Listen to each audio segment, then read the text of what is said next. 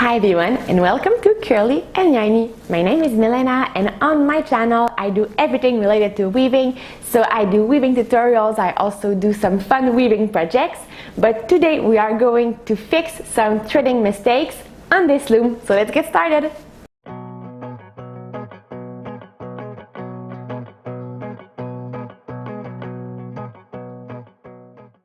So a few weeks ago I shared with you what was going on with this loom. So I shared with you the problems I had warping it with a sectional beam, but I mostly share with you the threading mistakes I made when I warped this project on it. So thanks to all the tips I got either here on YouTube or on Instagram, I managed to fix the mistakes, and I wanted to take you with me on this process and show you exactly what I did. So let's just get started. Okay, but before we getting started, I just want to do a disclaimer. I'm still quite a newbie with multi-shaft looms, especially in this area of fixing mistakes. So I don't know if everything I did was the best method, but it actually worked pretty well. So this is why I felt like I should share that with all of you. Currently on the loom, I have a project that is 10 inches wide, and if you've seen my other video, you know that out of those 10 inches, only 2 were threaded correctly. So I made the same threading mistake in all of the other 8 inches of the project. And then when I realized I had to redo those 8 inches, I knew that I would have to take the threads out of the reed, take the threads out of the heddles, and I thought everything will become so messy. I was very scared of the mess it will create. So my first idea was to put some scotch tape here so that they would all stay in place and I would be able to take them one by one, but I wasn't really convinced with that idea. But many people suggested that I use my Lease sticks instead, and it worked very well. So let me just take you step by step for what I did. So the first thing I did was to unweave what I had already done on the project. I could have maybe just cut what I had done there, but I didn't want to have all of this waste, so I decided to simply unweave it. But I kept it attached in order to be able to insert the Lease sticks. The way those Lease sticks work is that when we have a warp, we make a cross, and then when we are ready to do the warping, we insert the Lease stick into the cross. And the way the crosses are made, we have threads that are intertwined and makes them keep in order thanks to the sticks.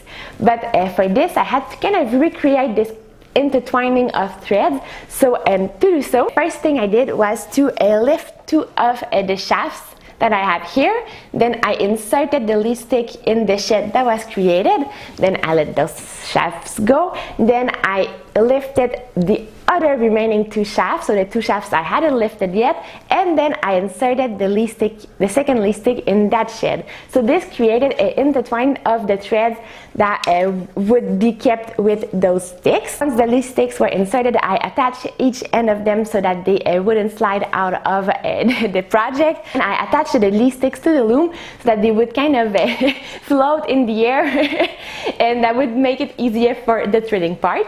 And then I attached the part of the warp that was threaded correctly to make sure that I wouldn't mess that up. I mean, I had a few threads that were okay, so I wanted to keep them that way. After the Lease sticks were attached and secured and floating, I undid the knot that I did in the front apron, so then my warp was no longer attached to the front on the loom.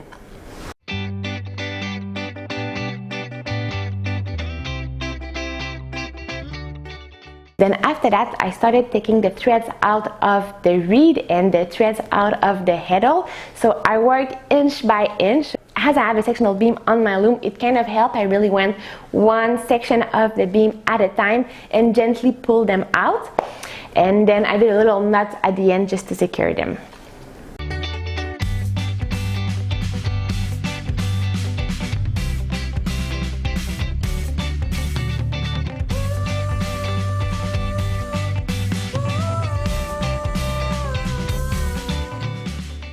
And after that, I was able to start rethreading my heddles again. So I carefully took 1 thread at a time and put it back into the correct heddles. And this time I kept my draft book close to make sure that I would not make threading mistakes again.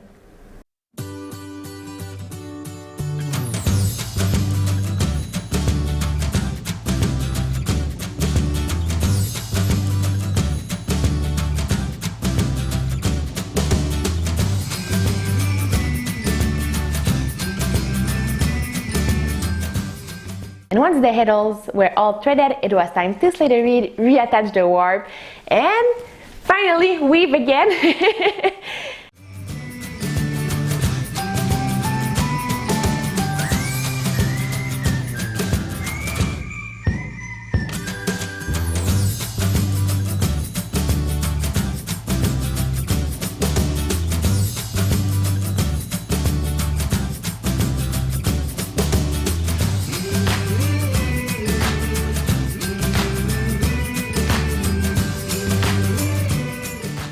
So there it is, that's everything that I did to repair my mistakes. So with the help of the Lease stick, I was able to keep a nice order and nothing got messed up. It really wasn't that complicated to go back in time like that. It's just that it was a bit painful and it took a bit of patience, but after a few hours everything was back to where it was supposed to be.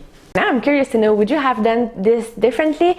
Do you have any other tips or stuff that you think would have worked well for me in that situation? So I'm still learning here, and I feel like we have such a great weaving community, so I'm very happy to read you and see if you had other tips for me.